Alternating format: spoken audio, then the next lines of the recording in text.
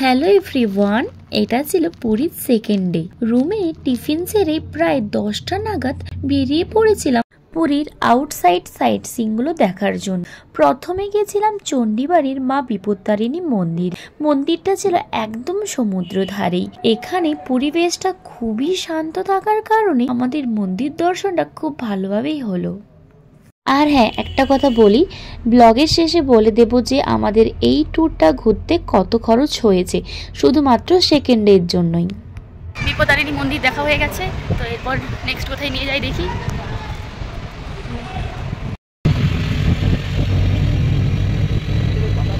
তারপরে আমরা যাই গুপ্ত বৃন্দাবন। এখানে খোলা হয় সকাল 10টার সময় এবং বন্ধ হয় বিকেল 5:30টার সময়। এখানে এন্ট্রি ফ্রি 10 টাকা করে ছিল। প্রথমে ঢুকতেই আমরা লক্ষ্য করলাম জগন্নাথ দেবের মূর্তি। বৃন্দাবনের কিছু জিনিস এখানে তুলে ধরেছে। কৃষ্ণ ও রাধারানীর প্রেমলীলা এখানে থিম হিসেবে দেখিয়েছিল।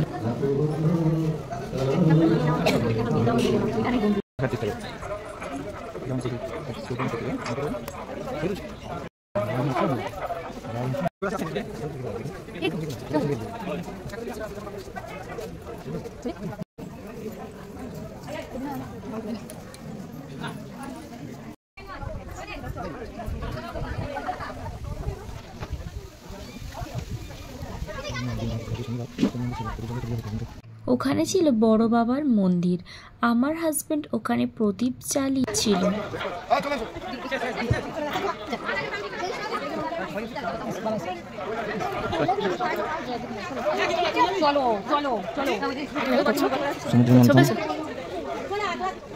সমুদ্র মন্থন এটা সিদ্ধান্ত সেটা, এটা হচ্ছে যে নৌকা বিহার।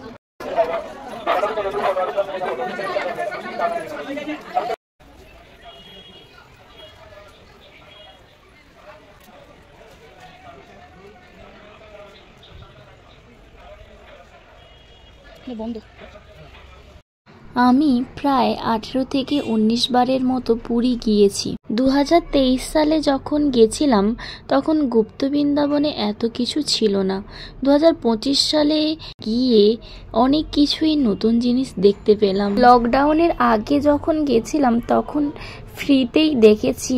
লকডাউনের পর থেকে এন্ট্রি ফ্রি চালু হয়ে যায়। লকডাউনের পরে এন্ট্রি ফি চালু হয় 5 টাকা করে, এখন হয়ে গেছে 10 টাকা।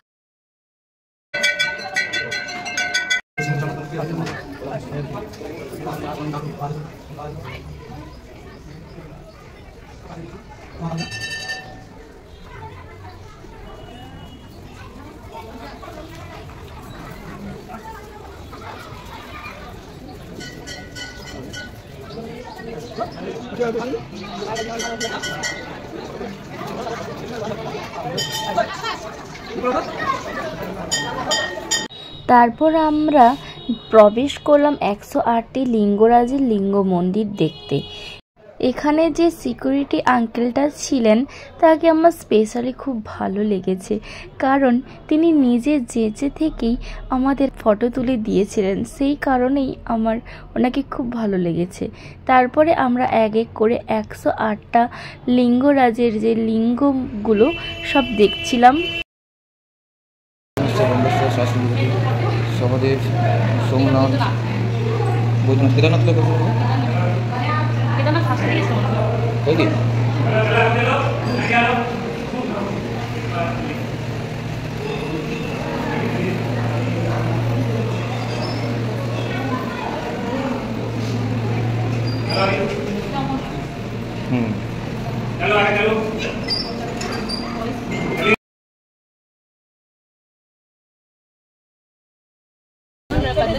ক্যামেরাম্যানটা কে, তুমি না আমি?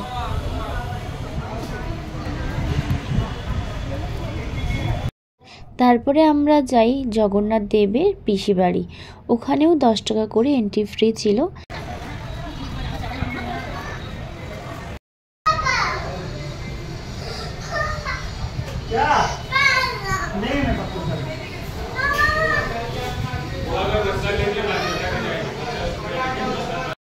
পিসি বাড়ি দেখার পর আমরা গেছিলাম মাসি বাড়ি, কিন্তু মাসি বাড়িতে কাজ হচ্ছে বলে আমাদেরকে ঢুকতে দিল না। তারপরে এসেছিলাম এই আশ্রমটাতে, কিন্তু এই আশ্রমটাও বন্ধ হয়ে যায়। আমরা গেছিলাম দুপুরবেলা লাঞ্চ টাইমে, বন্ধ হয়ে যায়। তার অপোজিটেই রয়েছে এই শ্রী মন্দিরটি।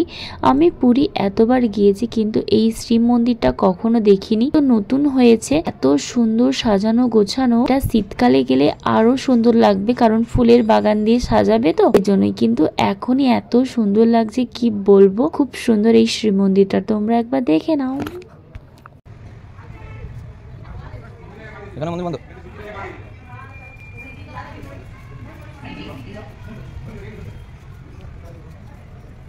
পুরীতে এই সাইট সিইং গুলো ঘুরতে আমাদের দুজনের খরচ হয়েছে টোটাল 740 টাকা, শুধু এই ট্যুরটাই। আর এটাতে আমরা একটা অটো বুক করে গেছিলাম। এখানে প্রায় 6 জনের সিট থাকে একটা অটোতে, কিন্তু আমরা গেছিলাম 2 জন। এখানে অটো ভাড়া নেয় প্রায় 800 টাকার কাছাকাছি, কিন্তু আমরা দুজনে গেছিলাম বলে 700 টাকা নিয়েছে। এটা যদি আমরা ব্যাচে যেতাম তাহলে অনেক কম টাকা করেই পড়তো, কিন্তু কি করা যাবে, দুজনে গিয়েছি যখন বেশি টাকা দিয়েই গিয়েছি। লাস্টে দেখালো এই বুদ্ধ মন্দিরটি, এটা অনেক সুন্দর ছিল। দেখার পর আমরা রুমে চলে যাই। রুমে প্রায় পৌঁছাই 1:30-2টোর কাছাকাছি। আমি ভাত আর মাছ ভেজে গেছিলাম, তারপরে এসে ঝোল করে দুজনে খাওয়া হলো। তো খেয়েই পটাপট করে দুজনে আবার ড্রেস চেঞ্জ করে বেরিয়ে পড়লাম মন্দিরে যাওয়ার উদ্দেশ্যে।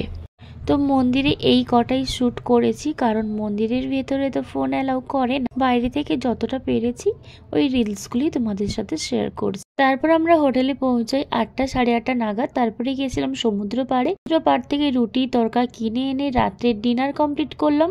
হাজবেন্ড খেয়েছে মাছের ঝোল ভাত। দ্যাটস ইট, আজকে এই পর্যন্তই। দেখা হচ্ছে নেক্সট ব্লগে। টাটা।